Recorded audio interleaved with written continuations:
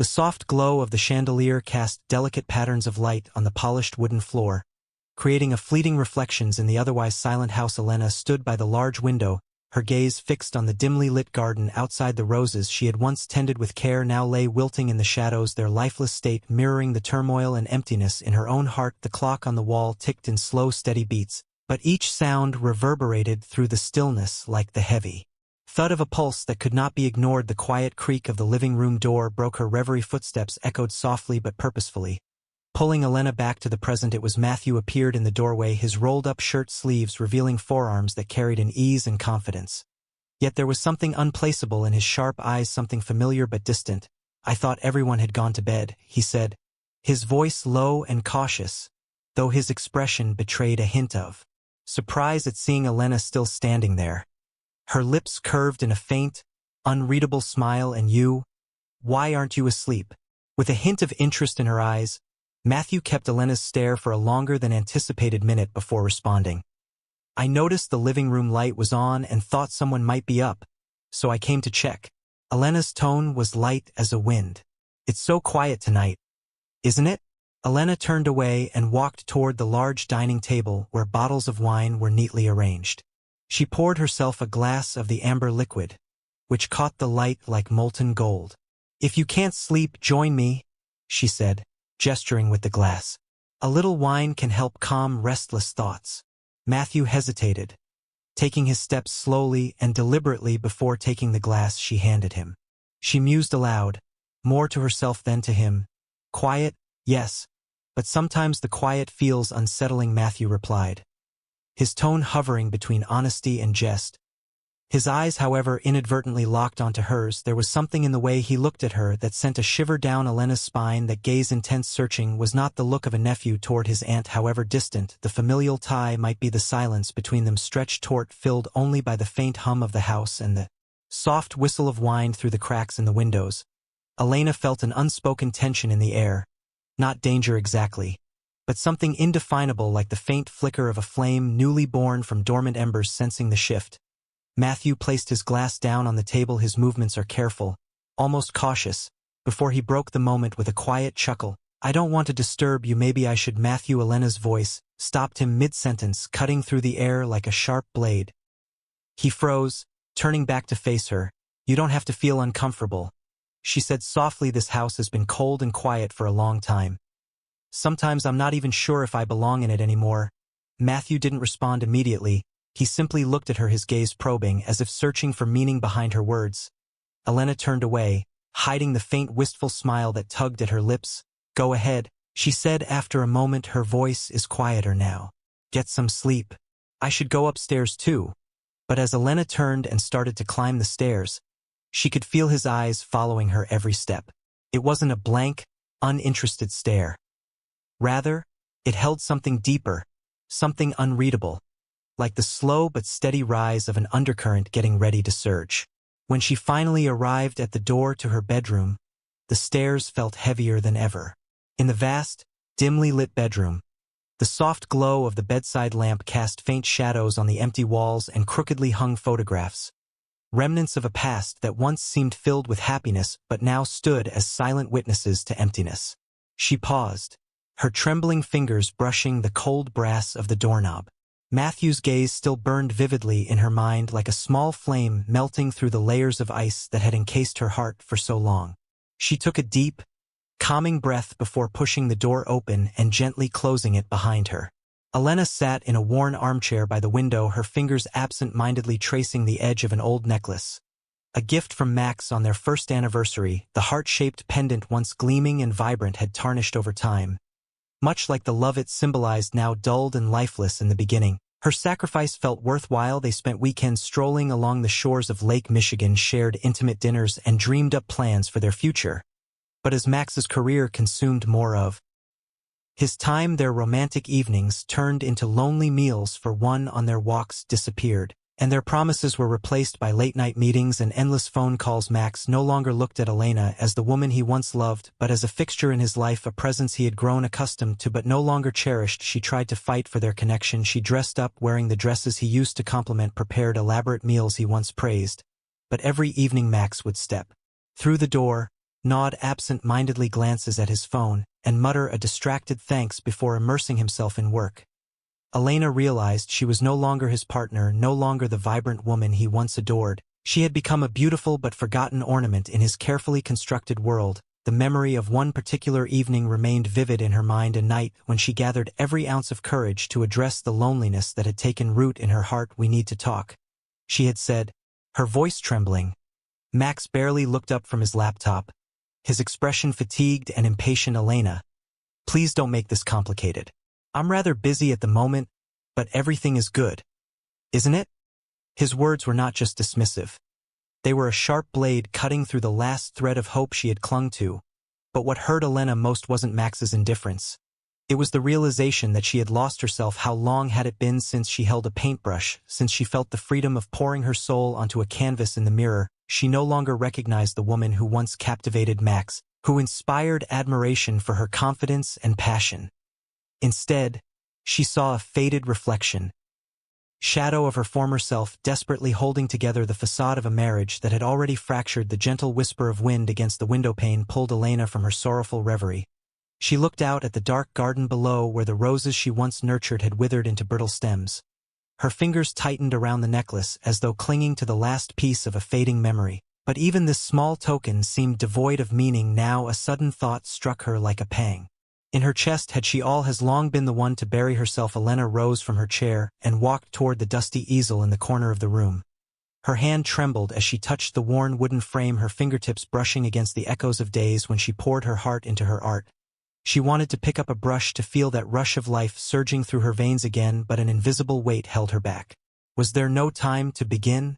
Over as she caught her reflection in the glass of the window, she couldn't ignore what stared back at her, where her eyes, once brimming with hope and determination, now held only the shadows of longing and defeat. And perhaps that was why, when Matthew entered her life with his youthful gaze sparkling with attention and curiosity, she couldn't resist the intoxicating pull of being seen, of being wanted again. What Elena couldn't yet know was that this yearning, this desire to feel alive, would lead her into a whirlwind she never anticipated. Matthew's footsteps echoed softly through the quiet house as Elena busied herself in the dimly lit studio. The golden glow of the desk lamp cast a warm light over the empty canvas she had just brushed clean of months-old dust. Her heart was restless, caught between the guilt of letting herself grow weak in Matthew's presence and the undeniable surge of vitality she felt whenever he was. "You're still up this late?"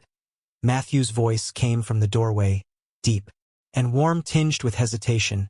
Elena looked up with her eyes meeting his bright, steady gaze. He stood there holding 2 cups of steaming tea, a faint smile playing on his lips as if he had already rehearsed his reason for lingering. "I thought you might need something warm," he added, stepping into the room and setting one of the cups on the small table beside her. "Thank you, but you really should be getting some rest," Elena replied. Her voice, however, lacked its usual sharpness. Instead, it carried a softness, a subtle tension, as if every word she spoke was tinged with emotions she couldn't name. Matthew pulled a chair closer and sat across from her, his eyes quietly observing her every movement. "Can't sleep?" "You look tired," he asked, his voice gentle but filled with genuine concern. Elena paused, her fingers lightly brushing the edge of the canvas. "I'm just not used to the silence," she answered, her gaze drifting into the distance. "This house is so big, and sometimes it feels like I'm living in a mam. There's no one to hear me, no one to talk." Matthew said nothing. His gaze was calm and patient, as though waiting for her to continue. "You wouldn't understand. When I was younger, I thought love was everything, and that everything would work out if I sacrificed enough and gave enough of myself. However, I later realized that love doesn't always return the way you expect, so you shouldn't have to feel that way." Matthew interrupted, his voice with a tone that was suddenly deeper and more resolute. Elena looked up, startled by his tone, and he said, "I mean, you're special, Elena. Anyone who's around you should see that and cherish it." His eyes met hers, and for a moment, the distance between them felt impossible. Elena laughed softly, but there was a nervous edge to her voice, a mixture of disbelief and defense. "You're too young to understand these things, Matthew. Life isn't that simple." "Maybe I am young," Matthew admitted, his gaze steady, "but I know what loneliness feels like, and I know what it's like wanting someone to understand. You may not be able to say it out loud. I see it in you every time you're quiet, every time your eyes drift off, like they're carrying the weight of 1,000 thoughts." Matthew's words struck Elena like a lightning bolt, leaving her breathless. She hadn't expected someone so young to see through the carefully constructed walls she had built around herself to unearth the emotions she had buried for so long. The air in the room grew heavier, and Elena's breathing quickened as though every word Matthew spoke had reached the deepest part of her, the part even she was afraid to acknowledge. You should go to bed. Matthew, she finally managed, her voice trembling as she tried to regain composure. I need some time alone. Matthew rose from his seat, but he didn't leave immediately. Instead, he walked toward Elena, his steps slow and deliberate, as if he were searching for permission or a sign. Elena. He murmured her name, falling from his lips like a whisper. She looked up at him, and when their eyes met, the barriers she had clung to seemed to dissolve in an instant. Matthew leaned down, his face close to hers, so close she could feel his breath. If this is wrong, I'm sorry, he said, his voice softly, but unwavering. He didn't break eye contact, and before Elena could respond, he pressed a gentle kiss to her lips, a hesitant question, an unspoken plea. Elena froze, her heart pounding so fiercely she could hardly breathe. She should have pushed him away, should have told him that this was a mistake, but instead, her hands loosened, her defenses crumbled when Matthew pulled back, his eyes filled with uncertainty. She stared at him for a moment that felt like an eternity. Then, without a word, she reached for him, pulling him closer. Their lips meeting again, this time with passion, without hesitation. She didn't know. All she knew was that the days ahead would be anything but peaceful. The soft morning sunlight filtered through the curtains, casting a gentle glow across the room. Elena sat silently on the edge of the bed, her gaze fixed on the small suitcase resting at her feet. Her breathing was steady, but heavy. Each inhale and exhale weighted with the burden of decisions made and the uncertainty of what lay ahead. Beside the suitcase stood the last painting she had ever started, a canvas marked by bold, expressive strokes that conveyed deep emotion but remained unfinished. It mirrored her own life, a story without a clear ending. A faint knock at the door startled her, pulling her from her thoughts. Come in, she said quietly, her voice tinged with a slight tremor. The door creaked open, and Ethan stepping inside. He paused in the doorway, his eyes filled with concern but also quiet acceptance. In his hand was a steaming cup of coffee. He said nothing as he approached, setting the cup on the small table beside her suitcase. Are you sure about this, Ethan? Finally asked, his voice low and careful, as if afraid of shattering the fragile atmosphere in the room. Elena looked up at him, her expression calm yet resolute. I'm not sure about anything, Ethan, but I know I can't stay here any longer. If I do, I'll destroy myself and everyone around me. Maybe it's time for me to find myself again. Ethan lowered himself into the chair across from her, his hands clasped together, his brows furrowed as though weighing his words. I understand, Eleanor, but I also know that leaving won't solve everything. Max, Matthew, and even I are all going to be affected by this decision. He paused, his gaze studying her face as though searching for unspoken answers. Have you said goodbye to Matthew? The question hit Elena like a sharp needle, piercing her heart. She turned away, avoiding his eyes. Though the pain in her chest swelled, last night she and Matthew had exchanged their final words, if they could even be called that. He had stood silently in the studio as she told him about her decision to leave. There were no pleas, no accusations, just the look in his eyes filled with pain and loss he couldn't hide. I understand, Matthew had said, his voice low and trembling. You have to do this. I don't want you to live without happiness, even if it means you have to leave me. His words still echoed in her mind, making her feel as though she were teetering on the edge of a cliff, one step away from falling into an endless void. Ethan sighed when Elena remained silent, his worry evident. Rising to his feet, he placed a firm yet gentle hand on her shoulder. His eyes held a mix of sadness and resolve. I won't stop you, Elena, but I want you to remember leaving isn't always the only solution. Sometimes staying and facing things head-on is the only way to truly move forward. Elena lifted her gaze to meet her eyes filled with gratitude, but also an unshakable determination. I'm grateful, Ethan.